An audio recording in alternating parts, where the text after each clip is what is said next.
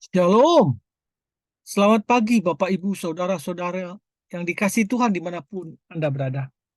Senang sekali kita boleh dengar-dengaran firman Tuhan di pagi hari ini kembali. Sebelumnya mari kita bersatu dalam doa. Segala puji dan hormat dan syukur kami naikkan ke dalam tangan-Mu Tuhan. Penyertaan-Mu kami Kau jagai, lindungi Tuhan satu malam penuh hingga bangun di pagi hari dalam keadaan tidak kurang satu apapun. Terima kasih Bapak. Tutup kami mau mulai Tuhan hari baru kami ini bersamamu. Berbicara Engkau Tuhan melalui firman-Mu agar firman itu menjadi suluh penerang jalan kami. Di dalam nama Tuhan Yesus kami berdoa. Amin. Pergilah ke rumah duka. Landasan firman diambil dari Pengkhotbah 7 ayat 2 yang mengatakan, pergi ke rumah duka lebih baik daripada pergi ke rumah pesta. Karena di rumah dukalah kesudahan setiap manusia. Hendaknya orang yang hidup memperhatikannya. Setiap kita pasti pernah melayat orang yang meninggal. Apakah itu anggota keluarga kita sendiri, kerabat, teman, ataupun tetangga kita. Biasanya ketika kita melihat acara itu dan kita bisa melihat orang yang telah meninggal itu disemayamkan di rumah duka, maka akan banyak orang datang melayatnya. Mereka datang sebagai bentuk bela sungkawa kepada keluarga yang ditinggalkan serta memberikan penghiburan kepada keluarga tersebut. Di rumah duka itu biasanya hanya terlihat kesedihan dan air mata. Kita tidak akan menemukan sukacita di sana. Orang-orang yang sedang bersedih, itulah yang akan kita temukan di sana. Mungkin itulah sebabnya orang lebih memilih ke rumah pesta daripada ke rumah duka. Karena rumah duka penuh dengan tangis dan air mata. Bapak Ibu dikasih Tuhan. Namun Raja Salomo dalam Pengkhotbah 7 ayat 2 tadi yang mengatakan, pergi ke rumah duka lebih baik daripada pergi ke rumah pesta.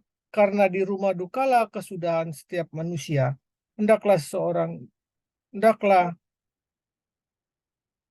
setiap orang memperhatikan hal ini. Jadi, mengapa?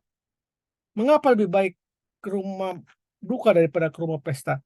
Sebab ketika kita pergi ke rumah duka, menyaksikan sosok mayat yang sudah terbujur kaku, maka kita akan mendapat pencerahan tentang makna hidup ini.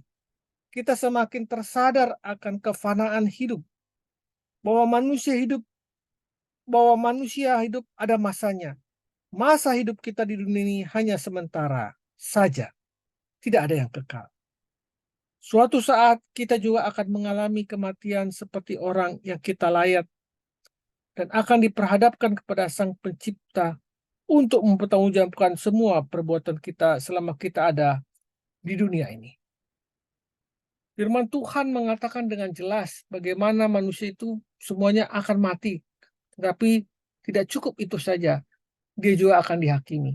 Ibrani 9 ayat 27 mengatakan, sebagaimana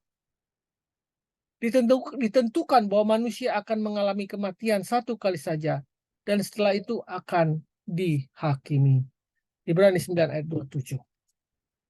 Jadi cukup jelas bahwa lebih baik ke rumah duka karena kita akan mengingat akan kematian kita, dan sekaligus di situ kita juga bisa kembali mengintrospeksi diri kita, mempertanggungjawabkan sisa hidup kita ini dengan sebaik-baiknya.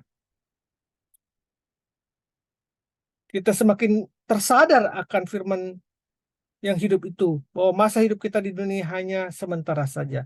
Suatu saat kita juga akan mengalami kematian seperti orang yang kita layat tadi. Itulah pentingnya kenapa kita harus pergi ke rumah duka. Dan semakin sering kita pergi ke rumah duka menyaksikan orang yang telah meninggal, maka semakin sadarlah kita akan makna hidup ini. Dengan demikian kita pun akan ingat kepada Tuhan dan menjalani hidup dengan harapan menjadi lebih baik. Bapak Ibu yang dikasihi Tuhan.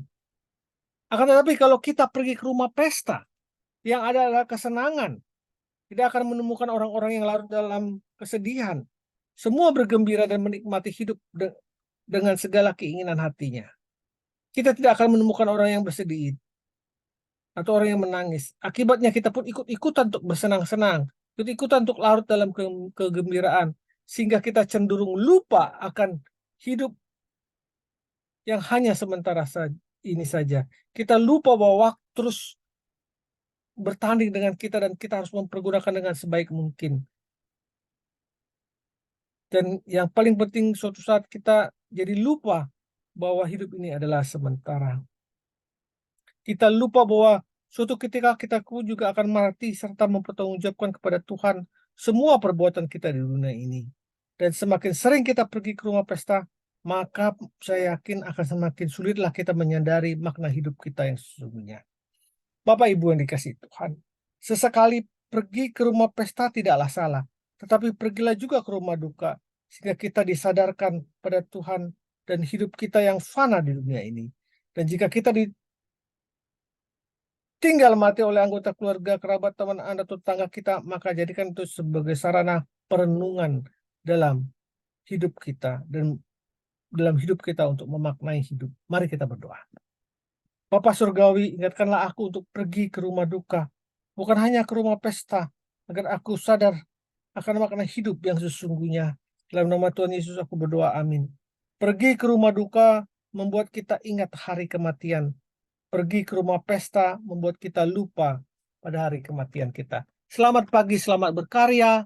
Tuhan Yesus memberkati. Amin. Amin. Amin.